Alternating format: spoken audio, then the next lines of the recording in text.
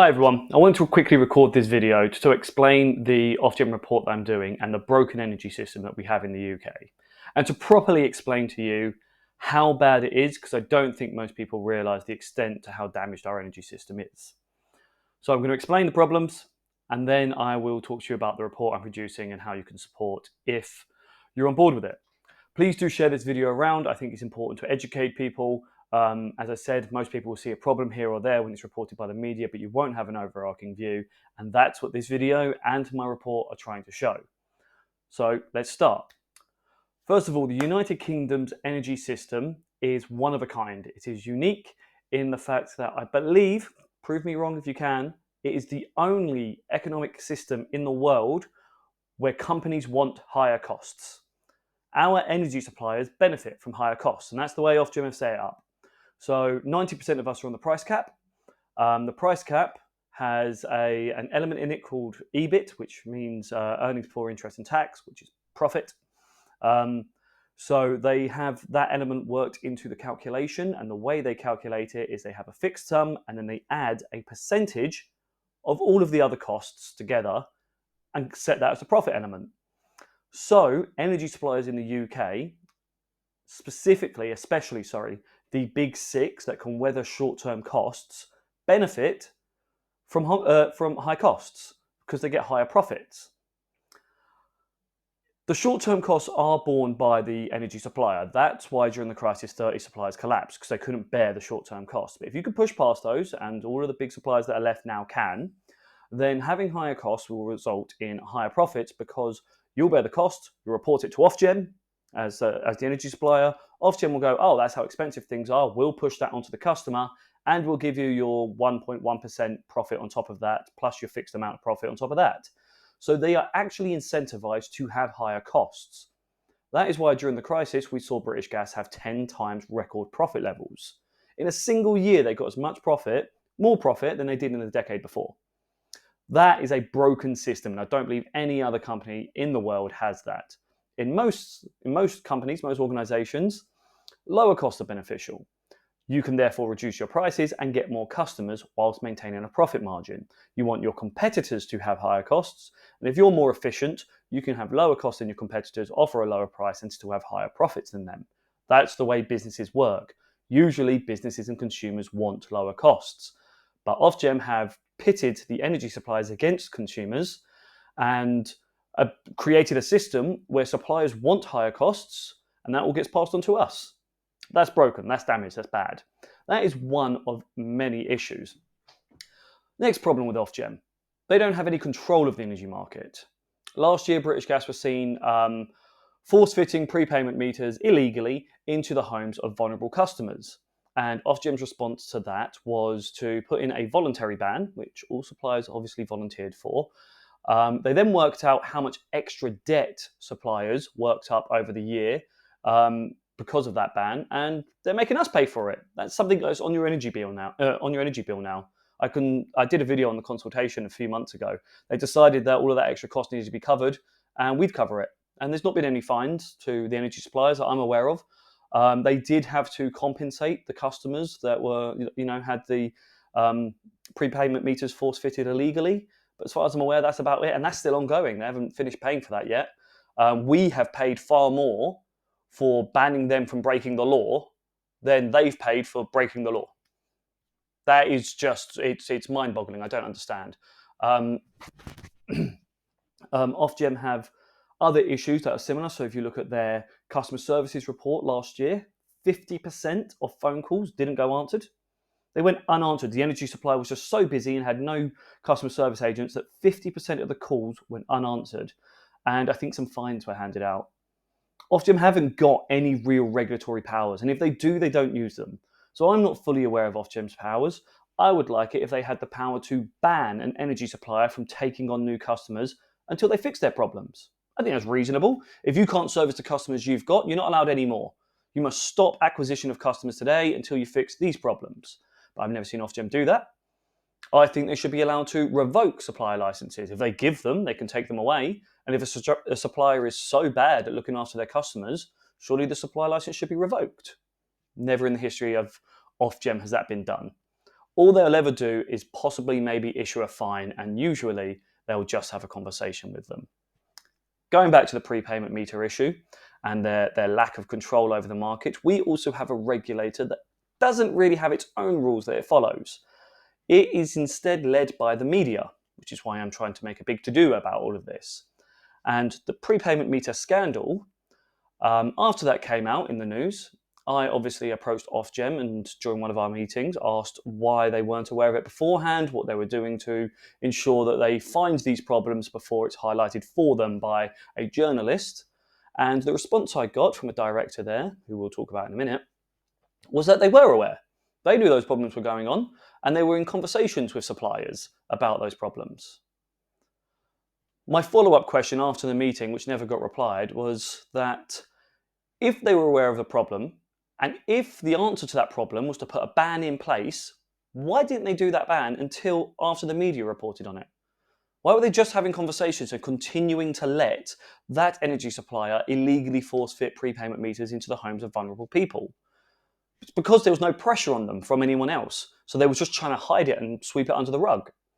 As they did when their director, the one I just spoke about, held shares in SSE for 2 years against the conflict of interest policy of Ofgem.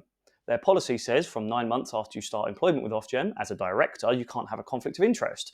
You need to get rid of your shares. Now, technically, the shares were held by his wife, but that still counts as a conflict of interest under their definition. But he was allowed to hold them for 23 months from the beginning of the energy crisis until just after the peak of the crisis. Those shares went up in value. He got some money from that, or his wife did, their family did. And that's why you shouldn't have a conflict of interest. He benefited from the crisis in which he was meant to be trying to control as a director of Ofgem. And when I confronted them about this, we did a whole campaign contacting MPs, all of us got involved. MPs all said, well, that's an Ofgem problem. They're independent. You have to go to them directly. We went to, I think it was Grant Shapps, the Minister for Energy at the time. Yeah, that's an Ofgem problem. We don't think that should be allowed, but you need to talk to the chairman at Ofgem. I spoke to the chairman at Ofgem, and his response was, we'll do an investigation. And they did an investigation behind closed doors, didn't publicise anything, wouldn't give us any information on the outcome of that investigation, the financial benefit received by that director, or whether there were any updates to their conflict of interest policy and how they monitor it. Absolutely nothing. They are answerable to no one when they break their own rules. Ofgem itself is broken. Those aren't the only problems. Let's look at how they manage other sectors of the energy market. It's not all just about energy suppliers. Let's look at power stations. Generation. We have a national grid that has electricity on it, and it can't have too little, or there'll be blackouts, and it can't have too much, or it will overload. It's a balancing scheme, and as such, they have a balancing mechanism to make sure there's always the right amount of electricity on the system. During winter, at peak times, we need gas-fired power stations. They produce the most electricity. We need them without question. That's a fact. But they know that. The power stations are aware.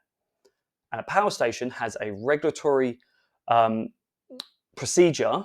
It's a regulated procedure that means once they turn off, they cannot turn back on for 6 hours. If you switch a power station off, it has to go through a cleaning process, or there's some rules around it for safety reasons, cannot turn on for 6 hours. And that was a bullet in the chamber for the power stations that they could hold to our head. What they said during the winter, last year, year before, and the year before, certain days they'd just come into work at 9 a.m. and go, yeah, well, I said we'd give you power during the peak hours today, but actually we're going to turn off at 4 in the afternoon unless you pay us peak power prices all the way through until 10 p.m. We only need them during the peak hours, sort of 5 until 7, 7:30. And after that, we could turn the power stations off and be happy. But if they turn off at 4 in the afternoon, we're not going to have them when we need them. So we had to pay them. Just so you know how much that cost us. On average, between 2010 and 2020, we paid about £1 billion a year for the balancing mechanism. So this is just extra money that the generators get. We paid about £1 billion a year across all 30 million households. It was £30 a year, give or take. Last year, I think it was 2022, 2023, that had gone up to 4 billion. So they quadrupled their revenue by threatening to turn off at the times when we needed them the most. And that's perfectly legal. Ofgem allow them to do it. They're a private organisation, they could turn off if they want. They can, squeeze us for more money if they want. Ofgem did a consultation to change that, and now they can't change their prices the day of. But if they want to at 4 p.m. today, they could threaten to turn off at 3 p.m. tomorrow, and we'd be in the exact same situation. So in about a year and a half, Ofgem will do an analysis, and they'll realise that this measure they've put in place was a half measure that has completely failed, and it's resulted in our costs still going up. And then they might actually do something different. But it's another example of how they don't have control of our energy system. Let's look at how that impacts wind turbines.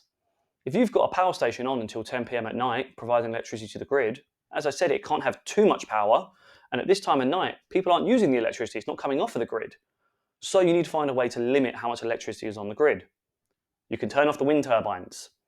And guess who pays for that? We do. You have to pay to turn off a wind turbine, someone owns it. A company owns that turbine to sell electricity to the grid. And if it's being asked to not give that electricity to the grid, to not make money, it needs to be paid to not make money. It needs to be paid one way or the other. So we are paying for electricity we are not getting because we're being blackmailed by the power stations to turn on, and Ofgem have let this all be legal. Let's look at the cost of living crisis. A lot of that is because businesses have increased their price across the country. How could Ofgem control that, right? Well, business energy. Energies need business, gas and electric. It's called non-domestic energy. And Ofgem, even though it is within their remit to regulate that market, don't. They have next to no rules outside of customer services on domestic energy, and there is no price cap. So when we hit a crisis, energy suppliers can charge their business energy customers whatever they wanted. I'm in conversations with a charity who saw their standing charges, go up by almost 5,000%. That's from 40p per day, or £140 a year on standing charges, to £20 per day, or a little over £7,000 a year in standing charges. This is a charity, but they're a business, and this energy supplier, whoever it was, increased all of their costs. So that's £7,000 a year before they've used any energy, any gas or electric. And that's all perfectly legal because Ofgem doesn't regulate it. It has the power and the remit to regulate that market, and it doesn't. I don't like that. I never wanted to jump on the whole Ofgem isn't fit for purpose bandwagon. But they're not fit for purpose, and we all need to be aware of that. That's not all. I told you I'm going to tell you everything that's going into this report, and here's more. Green energy, absolutely necessary, we all love it, and I'm sure if you follow me, you've heard this part of the conversation multiple times. But green energy is awful for your bank account. We have a single price mechanism for electricity in the UK. And what that means is our generators, regardless of how they make electricity, they produce it, they sell it to National Grid, and National Grid buys it for one price, regardless of how it's generated. And that one price is always the highest price. So your solar farm energy is being bought at gas-fired power station prices. And that's why the energy crisis has been so bad for us, because it doesn't matter how much we produce, how much green energy we produce. Whilst we have a market that only offers one price for electricity, and that being the most expensive price, we will always continue to pay those high prices unless we get to 100% green energy in the industry. Just so you're aware, most experts in the market believe we'll still need gas-fired power stations by 2050. So we might be net zero, but we will still have gas-fired power stations on our grid, which means our prices will still be sky high. We are not seeing the benefit of green energy prices. The generators are. People that produce green energy, the companies that produce green energy, with the wind turbines and the solar panels and all of that stuff, they are getting huge profits. We have a fundamentally flawed energy system that needs to be reformed by government, by Ofgem, and if not, have Ofgem overthrown or dismantled and put something in place that actually works, that is actually answerable to someone other than itself. That is one of the issues with the regulators. It's not just Ofgem, all regulators they're not answerable to anyone. It just so happens that's the industry I work in, and I'm trying to make them answerable to us. Because we pay their bills, we pay for Ofgem. Ofgem in itself, all of its costs are put onto supplier licensing costs, which go onto our energy bills, which we pay. So when Ofgem goes from 500 employees 5 years ago to 1,700 employees today, We're paying all of those extra salaries, and yet we don't really get to say what they do. So this is what my report is working on. I've listed a couple other things here next to me because I haven't had time to go through all of them on this video. I'm trying to keep it under 20 minutes. There are a range of fundamental broken things in our industry, in our country, in our energy industry. We can change it. We need to do the work to do so. I'm producing this report that will put in a more professional manner to politicians the changes that we'd like to see, the issues of our energy industry and how it can be progressed to actually benefit consumers. One of the key things I want to highlight, or two of the key things I want to highlight, is obviously the single pricing mechanism for electricity being fundamentally flawed, and Ofgem's ability to manage the price cap, because they're failing. The idea of having a system where energy suppliers are incentivized to have higher costs is obviously for lack of a better word, it's a stupid system. If you want to support this, I have a crowdfunder page that I'm asking for donations on. That will literally be paying my salary. The regulator guy is new and doesn't have any regular income yet, and I do other work outside of this to earn a salary. I would rather be putting that on pause and focusing on this report. That's why I'm crowdfunding. If I happen to over crowdfund, I will contact everyone that's contributed and we will have a conversation about how to spend that money, be it on another energy project or looking at a different regulator or giving it to a charity, whatever. We'll have a conversation and that money won't be wasted. Your money won't go anywhere without you knowing about it. So thank you for the support if you are able to contribute. Additionally, please share this video around because I'm sure there's a load of people that don't really understand or know about all of the issues in our energy industry. There are just so many that it's kind of hard to follow. So yeah, share this video around on your social media profiles. Please tag me in it at the Regulator Guy on Twitter or at Richard Winstone on Facebook. And subscribe to my blog if you want to keep up to date with the Ofgem consultations. We have one on standing charges coming out in the next week that I'll be publishing my response and telling you how you can get involved and easily tell Ofgem your thoughts on the standing charge changes that they're looking to make. Thank you, everyone. I think that's everything from me. Have a great week. And as I said, I'll be back soon. Thank you.